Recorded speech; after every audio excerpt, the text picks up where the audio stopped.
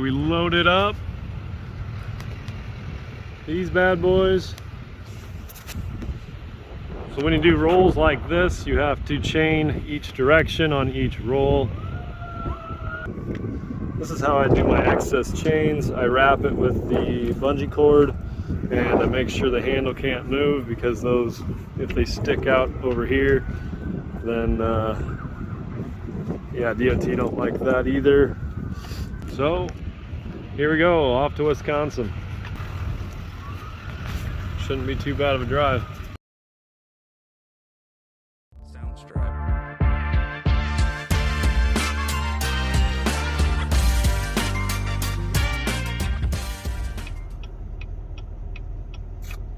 Well, get about 20 miles down the road and I look back in my rearview mirror and I'm like, man, my trailer kind of looks crooked. So I'm like, that's weird. And I look in my other mirror and it's smoking. So let's check it out.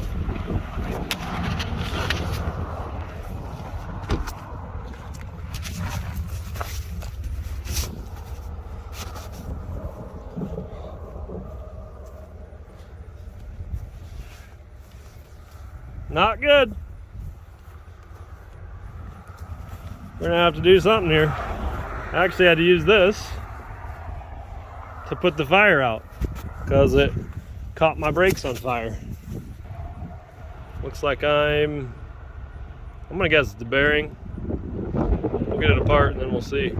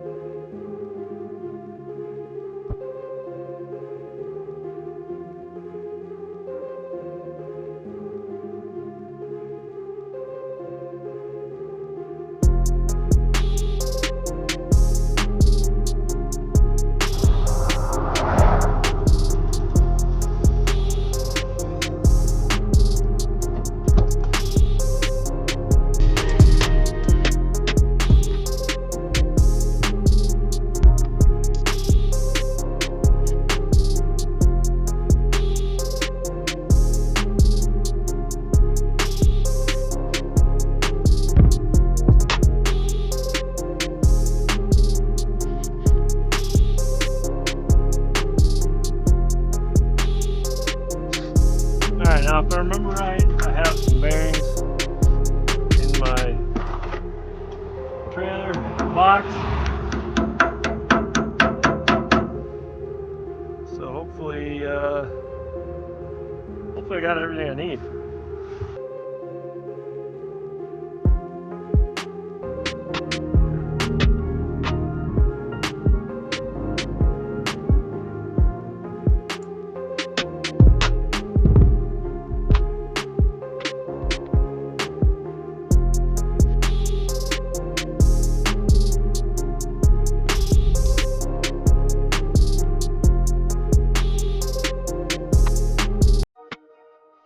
So went to town, got some parts.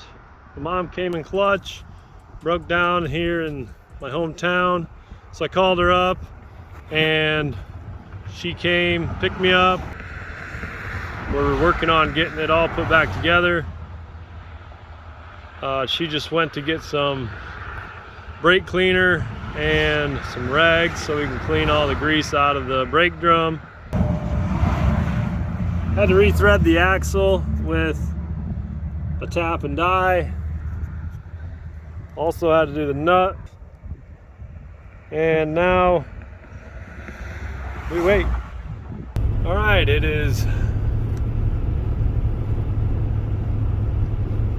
7:36 p.m. Got it all fixed. Bearings are difficult. I don't ever want to do one of those again on the side of the road. Didn't have the proper tools.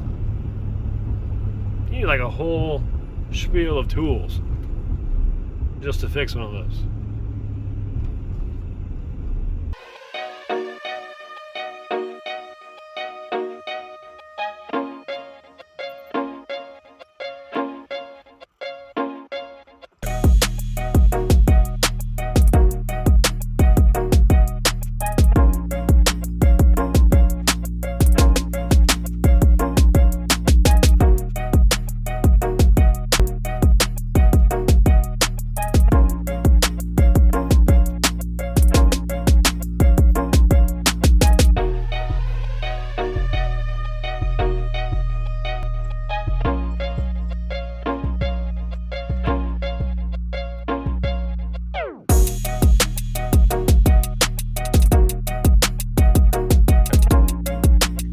Now that headache's out of the way, we're gonna look for another load. Thanks to everyone who helped out yesterday, got me back on the road. One thing is, you cannot ever be too prepared. I mean, you're never gonna have enough tools to fix every issue, but it is what it is. Just gotta deal with what you got and work with what you got. I got pretty fortunate that I was in my hometown where I broke down. I've been in Michigan, broke down. I've been in Wisconsin, broke down. Broke a leaf spring in Wisconsin, had to fix it in the rain.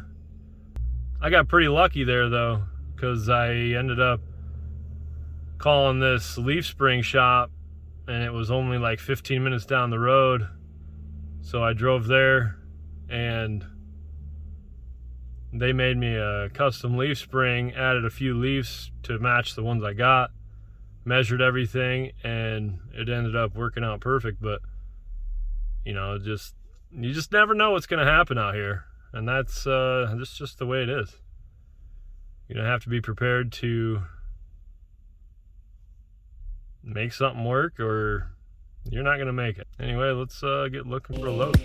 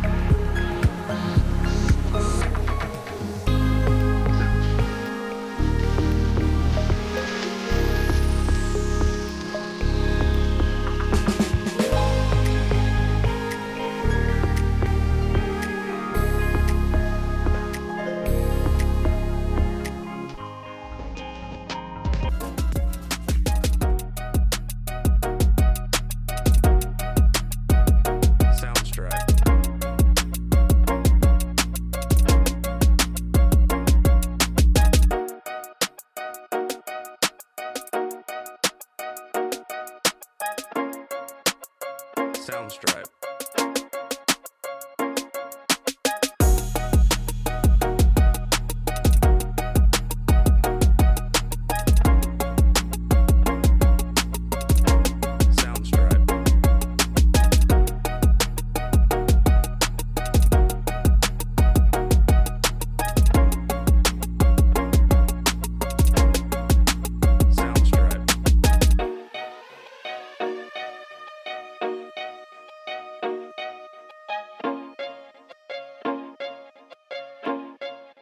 Sound stripe. Like promised, it's time to go over how to get started. First off, you need to register your business, whether that be an LLC or an Inc. or whatever you want to do with that. I recommend LLC. It's the cheapest and easiest way to get started. Second, you're going to want to apply for an EIN through that registered business. This is how all of your tax documents will be sent to you for your business. Third, you want to apply for your DOT number and MC number if you are planning on going across state lines. Now, if you plan to go across state lines, you will need the MC number. The application is fairly simple. There's actually a video somewhere on YouTube going through the whole thing, and it kind of gives you a way to make it so you don't have to have such high insurance. I think it's like $300,000 instead of $750 minimum, and then you'll change this later, so it really won't matter, but it is kind of a pain, so keep that in mind. If you don't want to deal with that and you're just looking to get started right away, it's pretty simple just to put it at 7 or apply for everything correctly so you don't have to go back and change it. And during that DOT application, you'll have 20 days to get some things in order, and that would be your insurance, your BOC 3 filing, and that's easy. You can literally Google it, and it costs you $25. Do not pay more than $60 for it. It is not necessary. But during this DOT application process, you will get a lot of calls from third parties offering services. So if you have a business line, I'd probably use that, because your phone will not stop ringing for a long time. Also, in the 20 days, you want to file your UCR, United Carrier Registration. This costs, I think, $63 or something. It's not terrible. Super easy. I think they give you a link to it. I can't quite remember. Also, in that time, you want to get your med card taken care of, and that you basically go to anybody registered through the FMCSA medical, I can't remember what it's called, but it's medical something. They have a list you can pick from, any of the doctors that are certified to certify you so that you can drive. And next, you want to get an ELD. If you are going more than 150 miles, you have to run an ELD from your home. More than 150 miles from your home. And there's a whole list you can look up and figure it out. It's not, I use Keep Trucking. It's okay. I don't know who I'd go with. It works, you just got to get used to it. They are very interesting to learn. But let's move on to the next thing. Annual inspections. You need those for your truck and trailer. And you don't need to do this during your DOT application processing, but might as well get it done, because you got 20 days before that even comes online and you're able to run. And you're only able to run if you have everything in order. You could not have everything in order, but you still have to have the insurance, the BOC 3, and the UCR within those 20 days, is what they say. They will give you a little bit of leeway on this. They'll give you roughly 30, 60, 90 days, I believe it is, before they do turn your DOT number off, and you got to pay to get that reactivated. Something to think about, just remember that. You need annual inspections for the truck and trailer.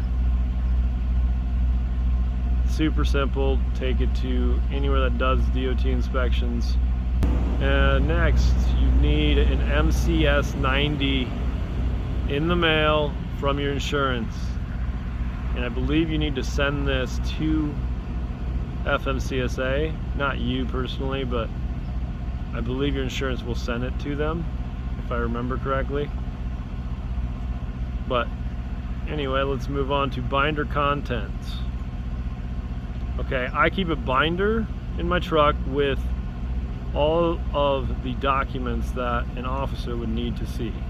That includes a med card, the inspection sheets, the registrations for the vehicles, truck and trailer, and your MCS 90 from the insurance company, and ELD instructions for the DOT officers. I don't think I'm missing anything, but I will have to double check that. That is what you need for paperwork if you get pulled over and inspected. Now, you also need a fire extinguisher and reflective triangles in your truck for the inspection. And that's that. That's how you get started. It's a process, but it's really not too bad. If you got questions, feel free to comment down below. I'll answer anything that I can. Thanks for tuning in. Well, now we're heading back to Minneapolis, pick up a load, going to Milan, Illinois. See you soon. All right, unloaded that. Now we look for something else.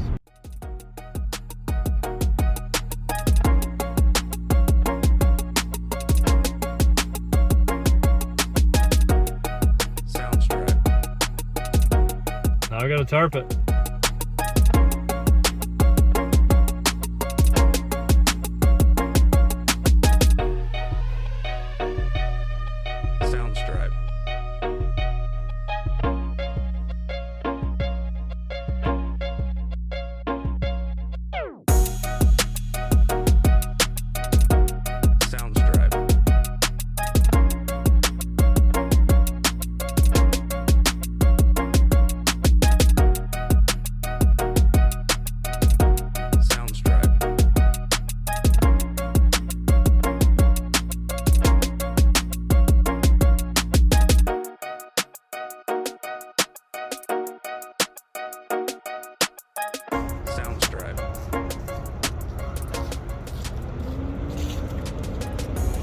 Ones you left.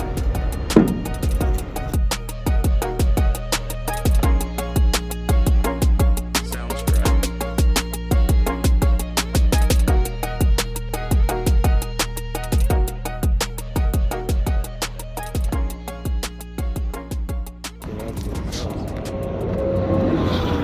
Stop for a load check. Make sure these straps are tight. I seen this one here flapping. Look at that. Not good.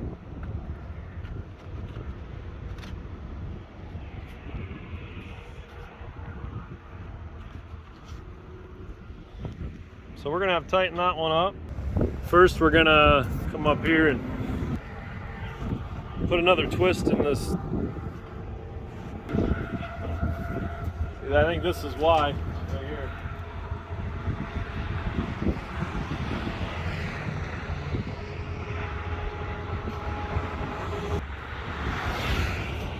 I'm also going to get 2 more corner protectors because looks like it's rubbing over here on the side. See right here, straps all cut from this hitting here. This one's also touching. So we'll get that taken care of, and then we'll be heading out to Des Moines. So I didn't notice this, but these two straps were so loose that my corner protectors were no longer there. I found one intertwined over here, somewhere under that. Got to check your loads. They shift a little bit. Could go wrong real quick.